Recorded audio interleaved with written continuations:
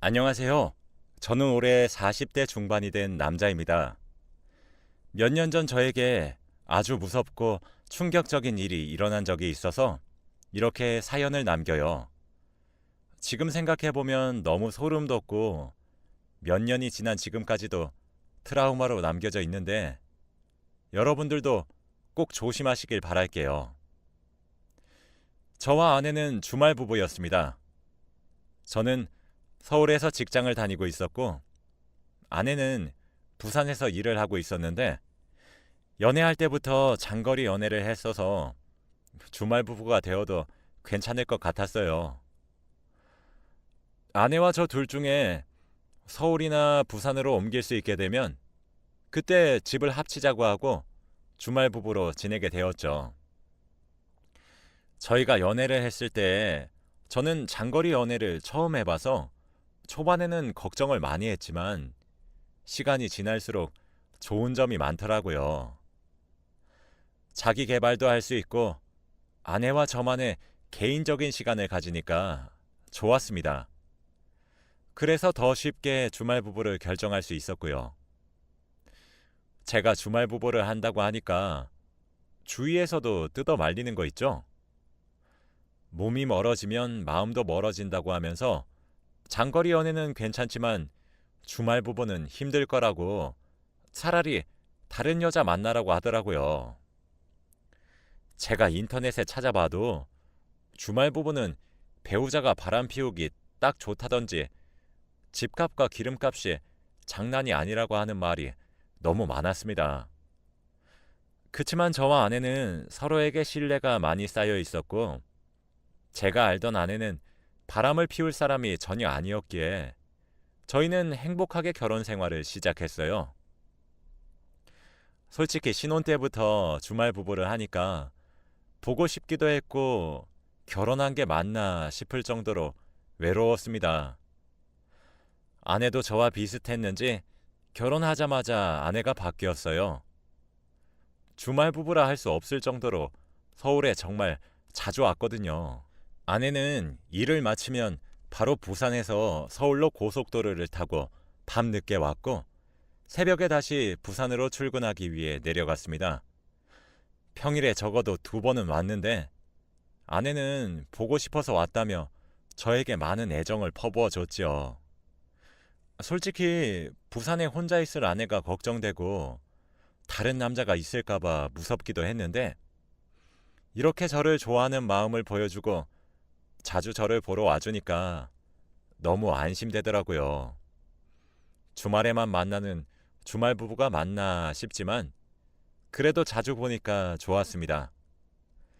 부산에 자주 내려가고 싶어도 일이 너무 바쁘기도 하고 그게 얼마나 힘든지 아니까 시도도 못했는데 아내는 그 힘듦을 감수하고 서울까지 와줘서 얼마나 고마웠는지 몰라요.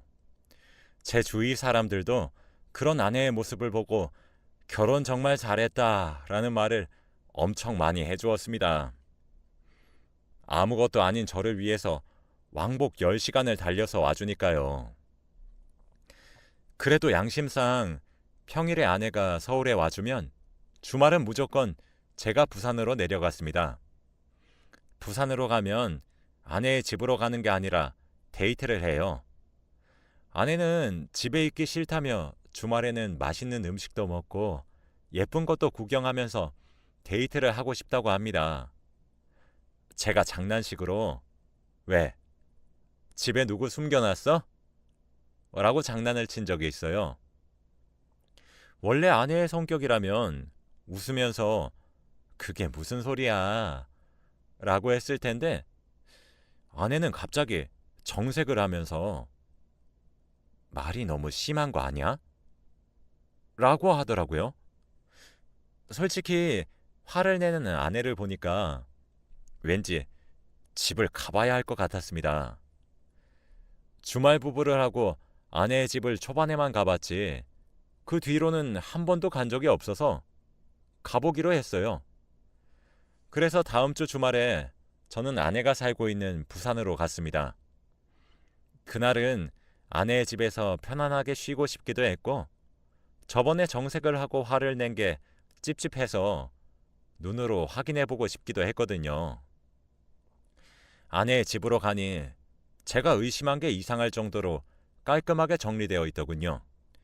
티 안 나게 집안 곳곳을 서성이면서 누구를 들인 흔적이 있는지 찾았습니다. 그런데 아내의 집은 머리카락 한 톨도 떨어져 있지 않았고 모델하우스 같은 느낌이 가득한 거 있죠? 여보, 집이 왜 이렇게 깨끗해? 부산 집에 자주 안 와? 내가 평일에 대부분을 서울에 있는데 부산에 잘 못 오지. 그냥 잠만 자는 집이야. 봐, 아무것도 없지? 아내가 그때 화를 낸 게 이해가 될 정도로 집은 사람의 흔적이 전혀 보이지 않더라고요. 누구를 숨겨놓을 정도로 아내는 집에 자주 오지 못하는 사람인 것 같았습니다. 그렇게 깨끗한 집을 보니까 제가 아내를 의심하는 말을 듣고 아내가 많이 억울할 것 같긴 하더라고요.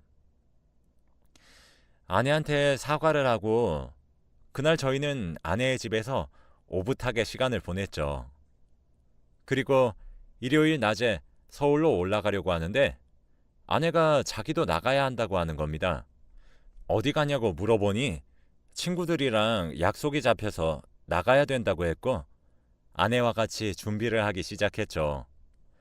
평상시에는 혼자서 대충 준비하고 나가는데 아내와 단 둘이서 같이 준비하니까 왠지 모르게 다른 부부들은 평소에 이런 모습인 건가 하면서 우울해지는 거 있죠? 저희도 부부인데 주말에만 보고 어쩔 수 없이 각자 생활을 하니까 부부가 아닌 것 같아지면서 슬퍼지더라고요. 얼른 아내와 집을 합쳐서 같이 준비도 하고 같이 밥도 차려 먹으면서 부부 느낌을 내고 싶었습니다.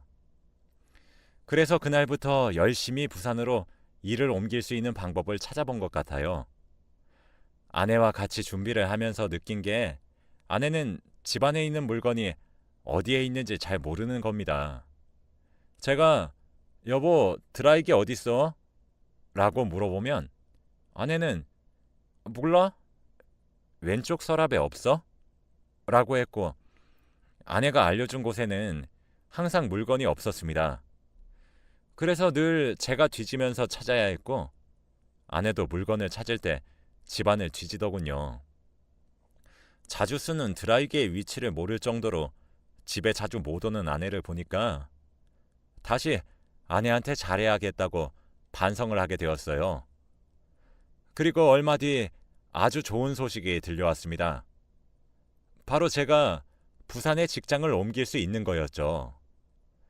제가 자리가 비면 무조건 들어가겠다고 말씀드렸었는데 팀장님께서 저한테 부산으로 가서 얼른 아내랑 둘이서 살라고 일부러 자리를 만들어 주셨어요. 결혼한 지 몇 년 만에 드디어 부부다운 생활을 할 수 있다는 거에 기대감이 부풀었고 너무 좋아할 아내를 생각하니까 제가 다 설렜습니다. 그리고 드디어 저희 사이에 아이가 생길 수 있겠다는 생각도 했어요. 사실 저와 아내는 결혼 전부터 아이를 꼭 낳고 싶다고 했지만 주말 부부여서 여유가 없었고 육아를 아내 혼자서 할 수는 없었기에 시도를 하지 못했거든요. 그런데 제가 부산으로 이사를 가면 아내와 제 사이에 아이가 생길 수 있게 되었죠.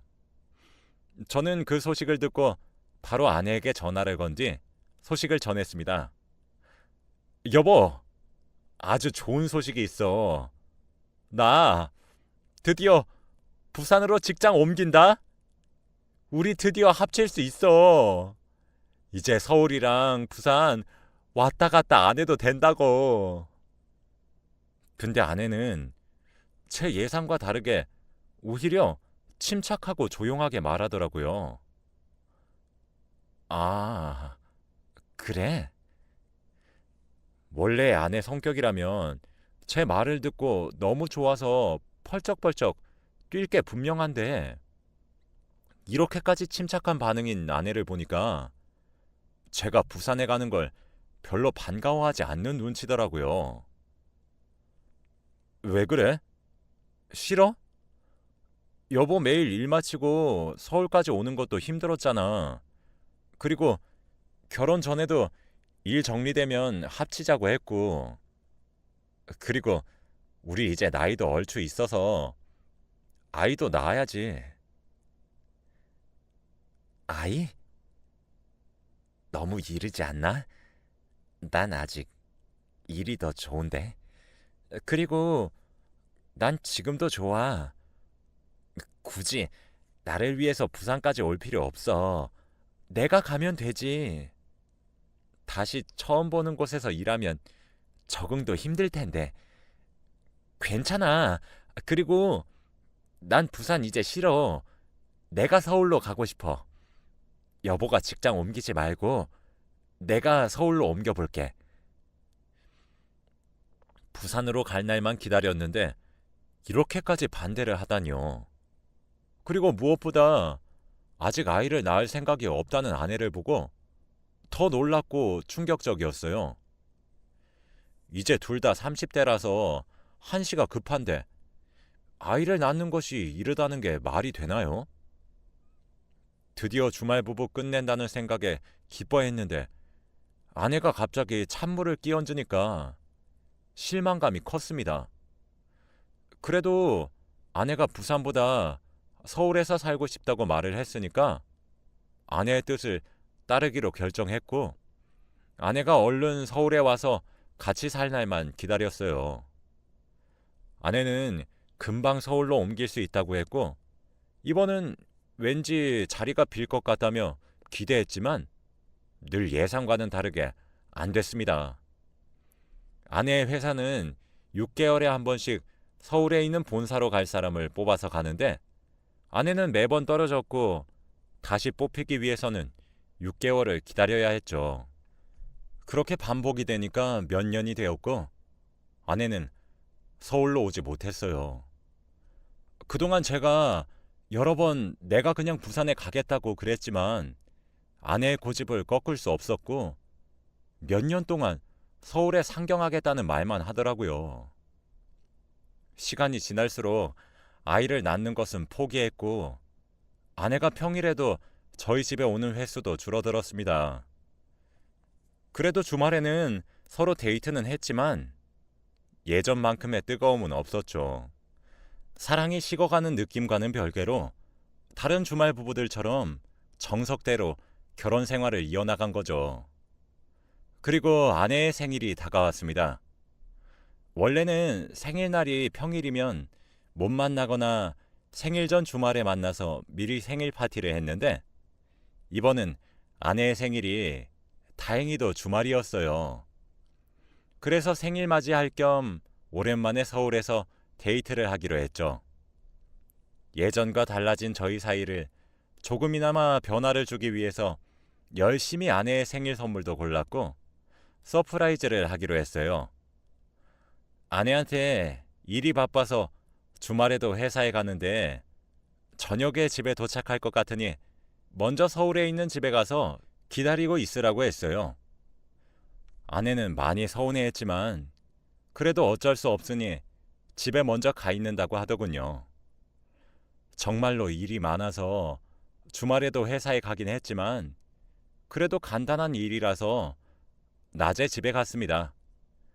아내가 오기 전에 장롱 속에 숨어서 아내를 놀래켜 주려고 했고 장롱 안에서 아내를 기다리고 있었죠. 아내가 오기 5분 전에 장롱에 들어가서 숨었고 아내가 집에 들어올 때까지 기다렸습니다. 그런데 저는 그때 아주 충격적인 한 사람을 보게 되었어요. 옷장 문 사이로 침대 밑을 보는데 낯선 사람과 눈이 마주쳤거든요. 바로 제 침대 밑에 있었습니다. 저는 너무 기겁하고 놀라서 으악이라는 소리를 지르고 옷장에서 나와서 그 사람을 끌어냈어요. 한 젊은 남자였고 너무 무섭고 소름이 돋아서 아무 말도 할 수 없었죠. 우리 집에 있는 물건을 훔치려고 들어온 도둑인데 제가 낮에 집을 와버려서 못 탈출하고 침대 밑으로 숨어버린 거라고 생각했어요. 저는 그 사람한테 화를 내면서 당신 뭐야? 왜 들어왔어? 라고 말을 했는데 그 사람은 아무 말도 하지 않더라고요. 아씨, 이 말만 반복했지 왜 우리 집에 들어왔고 왜 침대 밑에 있었는지 아무것도 말하지 않았죠. 경찰에 신고를 하고 싶었지만 제 두 손은 그 사람의 멱살을 잡고 있었고 경찰에 신고를 하면 보복이 있을까봐 두려워서 손을 쓸 수 없었는데 그때 마침 아내가 저희 집 현관문 비밀번호를 누르는 소리가 들리더라고요. 그때 저는 드디어 경찰에 신고할 수 있겠다는 생각에 기뻤는데 아내는 집에 들어오자마자 소리를 지르며 으악 하는 겁니다. 아내도 저희 집에 낯선 사람이 있으니까 너무 놀란 것 같았습니다.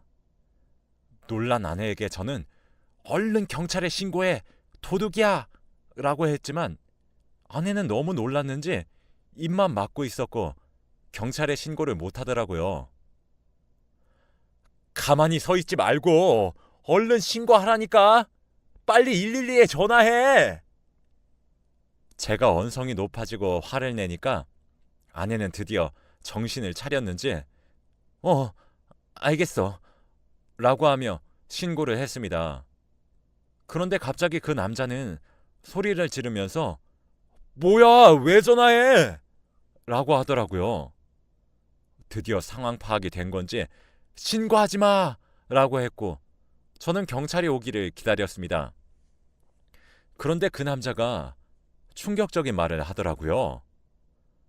저희 아내의 이름이 미화인데 아내의 이름을 부르면서 미화야, 네가 어떻게 나한테 그래? 내가 너 때문에 어떤 짓까지 했는데? 라고 하는 게 아니겠습니까? 어떻게 그 남자가 제 아내의 이름을 아는 건가요? 아내는 당황하면서 식은땀을 줄줄 흘리고 있었고 저는 아내에게 뭐야 당신? 이 사람이랑 아는 사람이야? 라고 했어요. 아내는 동공이 심하게 흔들렸고 저는 그 사람의 멱살을 잡고 있던 손목에 힘이 스르륵 풀리더라고요. 정말 아내의 사생활은 충격적이었습니다. 그 사람은 바로 아내가 만나고 있던 사람이었거든요. 정말 어떻게 이런 일이 생길 수 있죠? 그것도 아내 생일날 말이죠. 그때 경찰이 들이닥쳤고 그 사람은 수갑이 채워진 채로 경찰서로 갔습니다. 저는 상황 파악도 제대로 되지 않은 채로 벙쪄서 경찰서로 따라갔고 그 남자가 경찰에게 조사를 받는 과정에서 충격적인 사실을 하나 더 알았어요. 그 사람은 바로 아내의 전 남자친구였다는 사실을요. 그리고 더 대박인 사실은 바로 아내와 사귈 당시에 아내 대신 교도소에 갔다 왔대요. 아내가 운전하면서 사고를 냈는데 조수석에 타고 있던 그 남자가 아내 대신 감옥에 가주었다고 하더라고요. 어떻게 이런 일이 있을 수 있나요? 그 남자는 출소를 하고 아내와 다시 만났고 아내는 서울에서 그 사람을 만난 거였죠. 아내가 결혼 초에 서울에 평일에도 오고 자주 왔던 게 바로 그 사람 때문이었습니다. 아내는 저에게 나 그 사람 안 사랑해. 그 사람은 나 대신 감옥에 가준 게 양심상 걸려서 그래서 잠깐 만난 거였어. 정리하려고 했어. 라며 핑계를 대었고 저는 믿을 수 없었죠. 저 몰래 저희 집에서 자주 만난 모양입니다. 어떻게 침대 밑에 숨어 있을 수 있나요? 아내는 제가 늦게 온다는 말을 듣고 그 사람을 불렀고 그 남자는 아내가 아니라 제가 그 집에 들어오니까 너무 놀라서 침대 밑에 숨었다고 해요. 정말 믿기지 않은 상황입니다. 더 놀라운 건 또 한 가지 더 있었어요. 바로 아내는 이미 오래전에 서울에서 일을 하고 있었다는 사실을요. 아내는 서울로 발령난 지 오래되었고 부산에 있는 집도 서울로 이사를 했다고 합니다. 그래서 그 남자와 자주 만날 수 있었고 저는 뒷전이었던 거죠. 제가 늘 부산에 갈 때마다 친구 집을 빌려서 거짓말 친 거래요. 그래서 드라이기 위치도 모르고 그랬나 봐요. 생각해보면 증거가 이렇게 많았는데 왜 저는 몰랐던 걸까요? 지금 봐도 제가 너무 한스럽고 바보 같아요. 너무 후회 중입니다. 한 번에 아내의 비밀을 알아버리니까 감당이 되지 않았고 화도 안 나는 거 있죠? 오히려 덤덤했고 자책만 했습니다. 아내는 이제 만천하에 자신의 비밀이 다 드러났으니 아무 말도 하지 못했고 멍하니 앉아 있더라고요. 경찰도 이런 사건은 처음이었다고 말을 했고 수사를 제대로 하기 시작했어요. 예전에 아내가 냈던 사고를 다시 재수사하기 시작했고 아내는 가중처벌까지 받으면서 감옥에 갈 수밖에 없었죠. 그 남자는 저에게 죄송하다고 사과를 했지만 저는 받아주지 않았습니다. 그 남자도 아내에게 배신당하고 화도 났겠지만 저 몰래 아내와 바람을 피우고 제 집에 함부로 들어온 건 잘못한 거니까요. 그 남자도 지금 생각해보면 왜 아내를 믿고 감옥에 대신 가졌는지 후회된다고 해요. 정말 그 사람은 감옥에서 몇 년 동안 있으면서 얼마나 힘들었을까요? 자기가 저지른 일도 아닌데 말이죠. 아무튼 저는 집으로 돌아와서 이사 준비를 했어요. 더 이상 그곳에서 못 살 것 같더라고요. 그리고 이사를 하면서 침대를 들여놓지 않았어요. 그때 옷장 속에서 침대 밑에서 그 남자와 눈이 마주친 게 트라우마로 남아서 침대 밑에 늘 누군가가 있을 것 같았거든요. 지금 생각해도 너무 충격적이고 소름이 돋습니다. 결국 아내는 감옥에 갔어요. 자연스럽게 이혼을 했고 저는 혼자가 되었죠. 그리고 지금 글을 쓰고 있는 시점은 이혼한 지 3년이 다 되어 갑니다. 어떻게 그 여자를 철석같이 믿었는지 모르겠네요. 이제 3년이 지나서 그 여자가 출소할 때가 되었는데 마주칠까봐 겁이 납니다. 혹시라도 복수를 할 것 같거든요. 여러분들도 여자나 남자 잘 보고 결혼하세요. 이런 비밀이 있을 수도 있잖아요. 제 이야기는 여기까지입니다. 들어주셔서 감사합니다.